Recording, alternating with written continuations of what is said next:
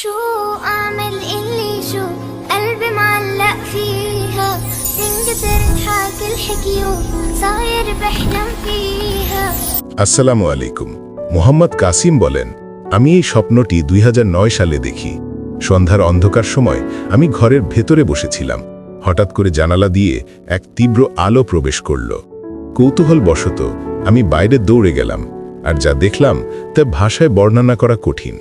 আমি দেখলাম আকাশে অসাধারণ দুর্গসমূহ ভাসছে। তারা তারকার মতো ঝলমল করছিল। সেগুলো ছিল কাচের মতো স্বচ্ছ, আর একদিকে অগ্রসর হচ্ছিল।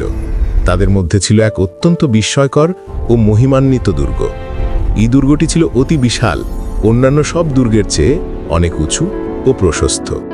আমার দৃষ্টি সেই দুর্গটির ওপর স্থির হয়ে গেল, সরানো যাচ্ছিল না। তার সৌন্দর্য ছিল অপরিসীম এবং তার উচ্চতা ছিল অগণিত। আকাশ ছাড়িয়ে আমার দৃষ্টি সীমানার বাইরে চলে যাচ্ছিল। এই দুর্গটি সবার সামনে এগিয়েছিল। ওই দুর্গে সুন্দরভাবে লেখা ছিল শেষ নবী হজরত মুহাম্মদ সাল্লাল্লাহু আলাইহি ওয়াসাল্লামের নাম। স্বপ্নে আমার দৃঢ় অনুভূতি হল যে এগুলো নবীদের আধ্যাত্মিক মর্যাদার প্রতীক, এবং প্রতিটি দুর্গে সেই মর্যাদার লেখা ছিল। হজরত মুহাম্মদ সাল্লাল্লাহু আলাইহি ওয়াসাল্লামের সেই মহান দুর্গ দেখে আমি আনন্দে ভরে গেলাম এবং আল্লাহ তাআলা শুকর আদায় করলাম যে আমি শেষ নবী মুহাম্মদ সাল্লাল্লাহু আলাইহি ওয়াসাল্লামের উম্মাহের অন্তর্ভুক্ত, যার আধ্যাত্মিক মর্যাদা আল্লাহর কাছে সর্বোচ্চ। রাসূলুল্লাহ সাল্লাল্লাহু আলাইহি ওয়াসাল্লামের সেই দুর্গে লেখা আধ্যাত্মিক মর্যাদা ছিল ৯৯,০০০, আর এটিই ছিল আল্লাহর কাছে সর্বোচ্চ। দ্বিতীয় বৃহত্তম ও সবচেয়ে সুন্দর আধ্যাত্মিক দুর্গটি ছিল হজরত ইব্রাহিম আলাইহিসসালামের।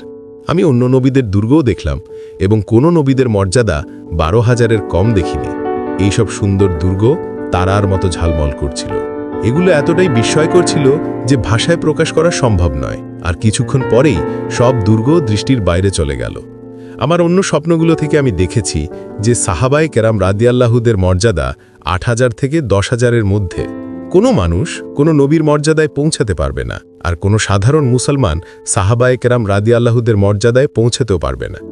একজন সাধারণ মুসলমানের আধ্যাত্মিক মর্যাদা শুরু হয় ২০০ থেকে। স্বপ্নটি এখানেই শেষ হয়। জাযাকাল্লাহু খায়রান।